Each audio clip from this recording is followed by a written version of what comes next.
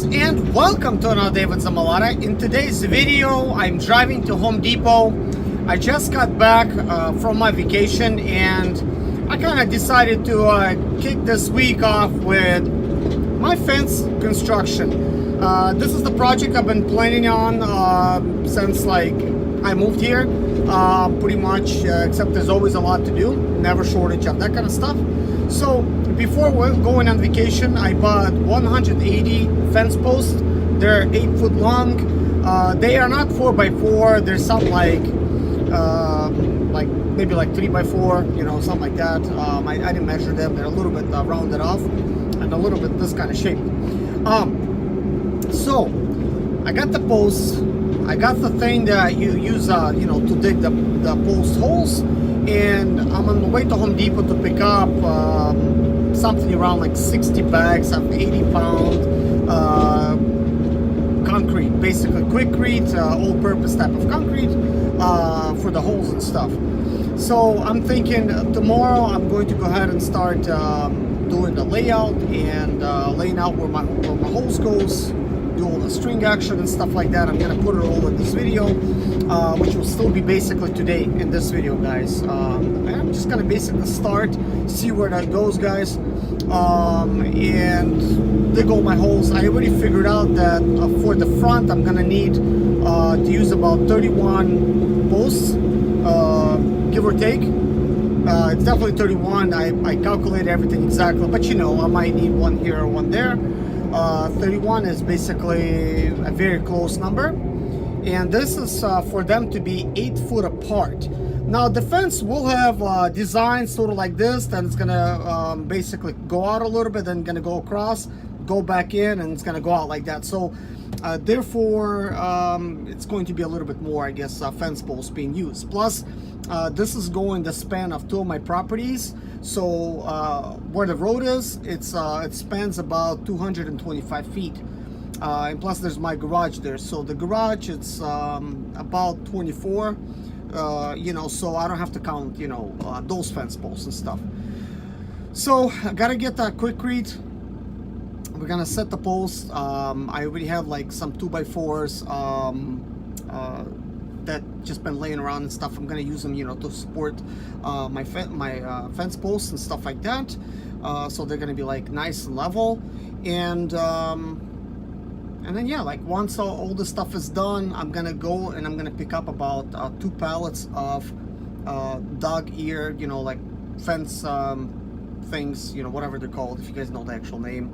Or fence pickets or whatever they are, but they're going to be like 5.5 inches wide, and they're going to be like 8 foot long. So, which is a good thing because my property is kind of crooked. I may have to cut some down here and there. I've been watching some videos on YouTube, you know, how people do them and stuff. So I guess it's you know, like some fences, they go kind of like that, like weave in and out, and you know, places like Lowe's, they do it like that. I watched some of their videos and everybody else. So it seems like it's quite normal because, you know, like if the land is kind of crooked, you're gonna obviously have a little bit of you know, misalignments and stuff. I kind of thought that that's gonna look kind of weird. I hope I could avoid that type of look and everything look nice and flush, but you could only do so much when your property is a little bit crooked. But anyways, guys, I'm gonna pick up my concrete. Maybe actually in this video we're just gonna talk about, you know, getting set up. I don't want to make these videos very long, and then once I'm gonna start digging, that's gonna be like one video. Putting up the fence is gonna be like another video. I've been trying to actually split these videos up. I will provide a couple calculations at the end of the videos where you could actually figure out all the supplies you're gonna need, and it's got like a little calculator thing where you could decide on the thickness of the post and for how tall it is and what kind of how wide and how deep the hole needs to be, so that you know exactly how much concrete you're gonna use. This is how I figured out that I'm going to need to use approximately 3 bags for each hole. So that is if I'm using 50-pound bags, and it could actually be up to 4. So that is if the fence post is 4x4 and 8 foot tall post. It needs to be about 24 inches deep. The hole itself needs to be 12 inches wide. So for that, you'll need about like 4 bags of the 50-pound stuff. So that's quite interesting. I also find out that for 50-pound bags of Quikrete, you will need about 1 gallon of water. So, you know, if you're gonna use like 80 pounds, let's say like 2 80-pound bags, then you're gonna need like 3 gallons. So that about does it. So I'm kind of hoping that I could get away with 3 bags. I'm basically gonna go the depth of the machine that I'm gonna use to dig, because my posts are a little bit narrow, so I think it's gonna be fine. You know, dig it as much as that. But guys, you know, one of the interesting things is when it comes to like concrete and stuff and calculating it, like you always like think like you need much less than you really do. Like, and I'm thinking, man, I gotta buy like 60 bags of Quikrete of 80-pound bags, 60 bags of them. That's basically like a pallet of them. And I'm thinking, gosh, and that's just like 31 posts.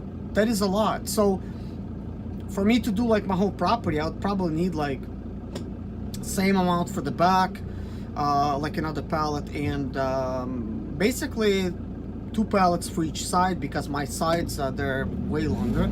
I don't even remember how many feet they are, but they're very long.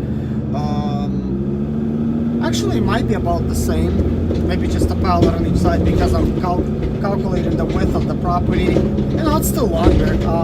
But anyways, the very least I would need is 5 pallets of the 80-pound bags, guys. I'm not really sure how much is in a pallet, but I'll be grabbing a pallet. So if it's 60 bags on there, that's fine.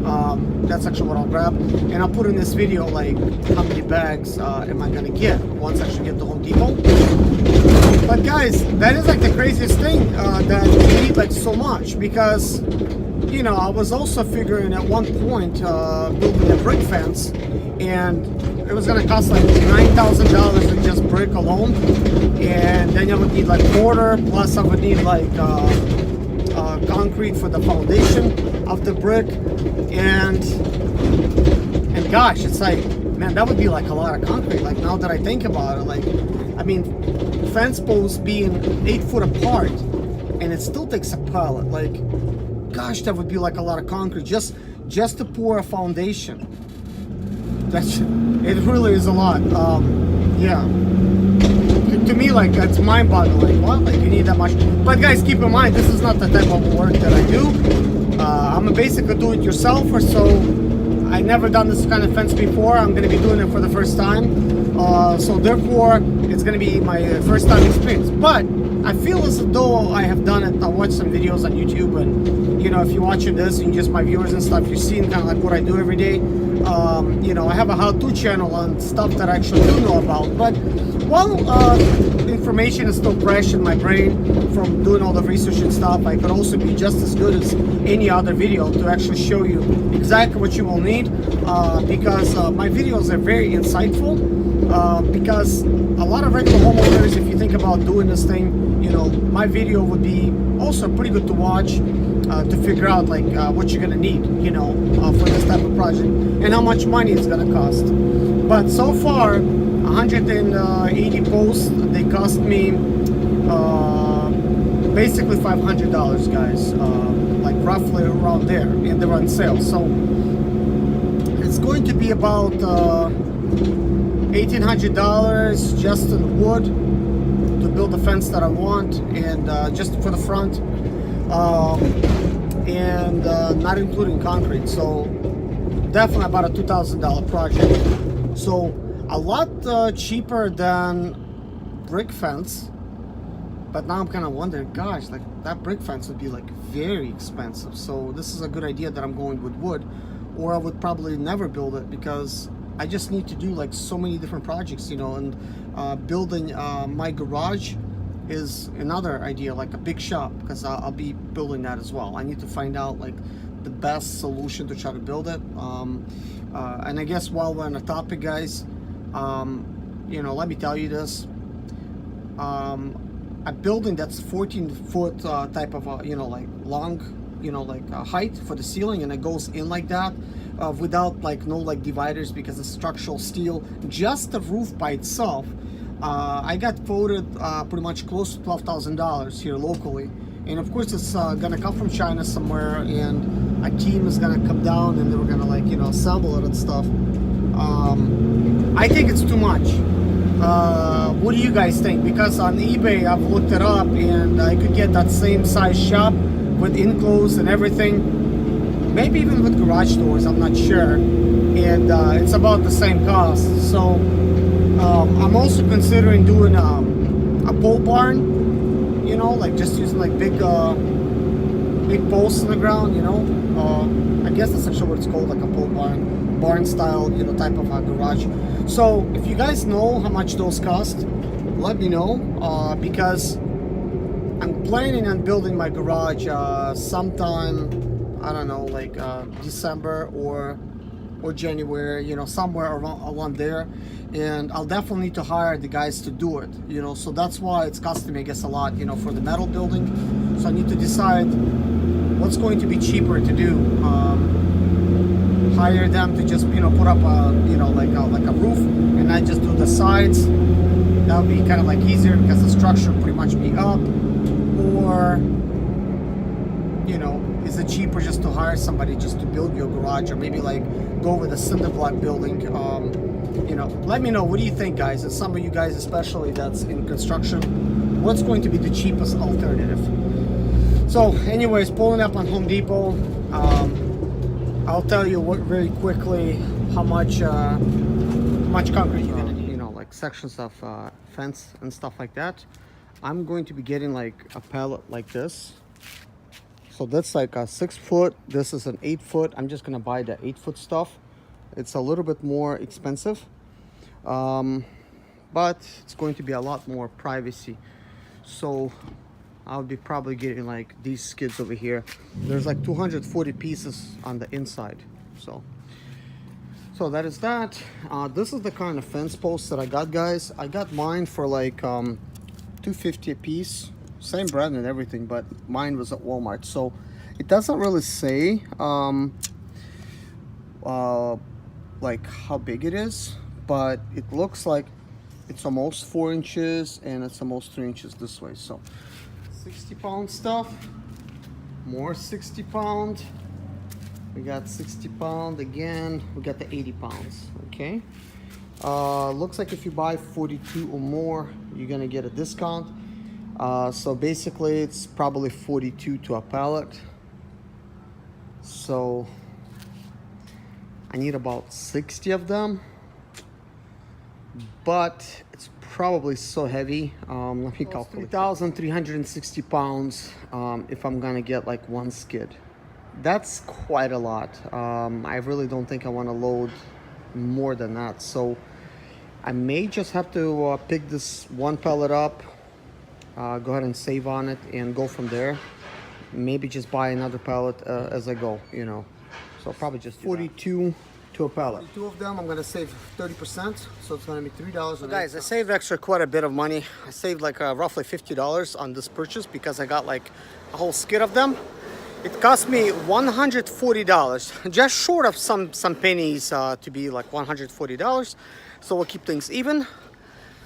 Not bad.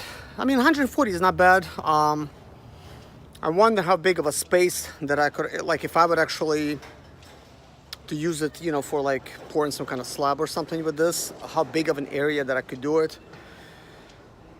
I guess I could probably estimate it by the thickness of the bags. Like if I could lay them kind of like all out, 4-inch thick slab, I probably could get, you know, a pretty good area done because there's about like 7 rows of that stuff.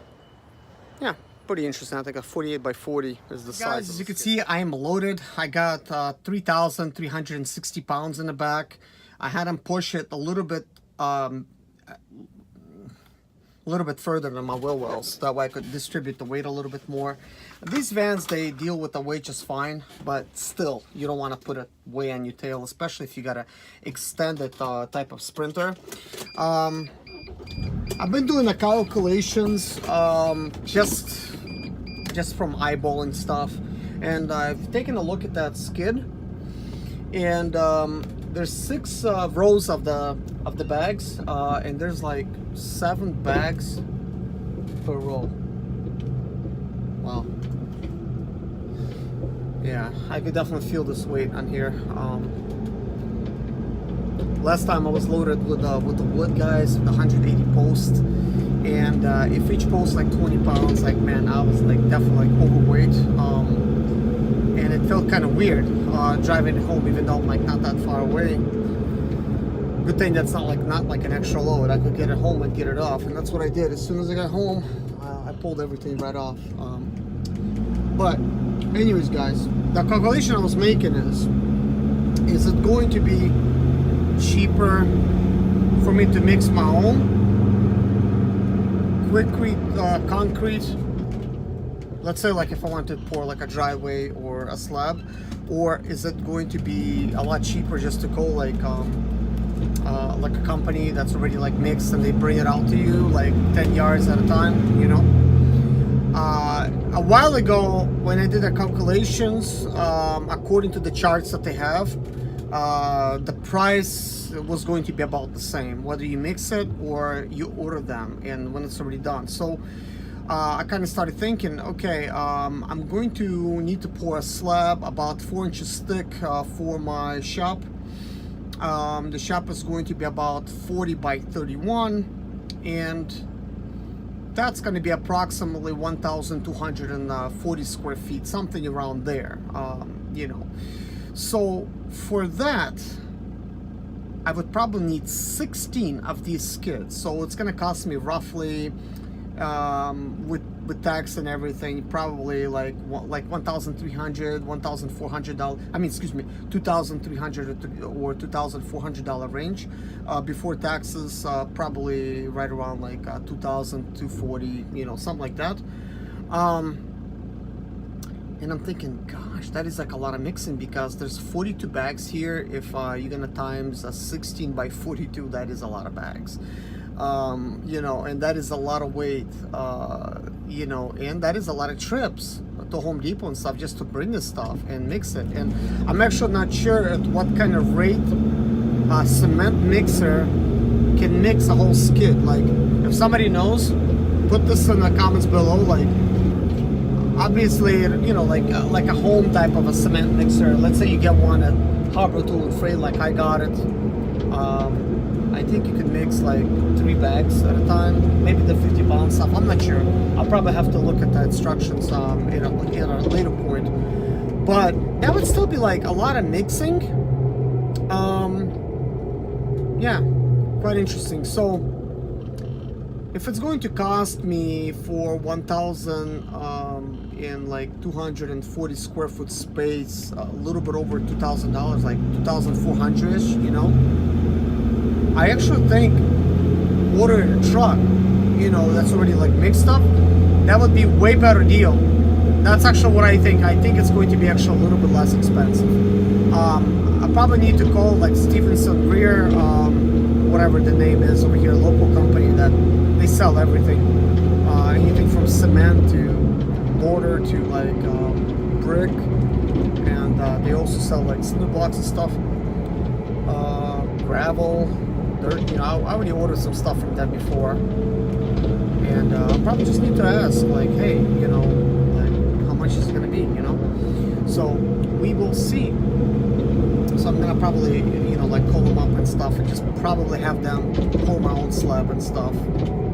I think that's actually what I will end up doing, and probably just go ahead and pour a driveway while I'm at it. So the only thing I'm wondering is it just go ahead, you know, just better just go ahead and pour the slab and then build a structure, which would be ideal. I could already start using it, you know, even if I don't have a roof, because, you know, I'll be able to pull out engines and stuff right behind my fence. It's already going to be pretty nice. And then I could build a roof, or build a roof and then try to do it. I actually think I'll go with the slab. I think it's going to be a lot cheaper, and then maybe order a shop later on and just, you know, assemble it, you know, put it together and stuff like that.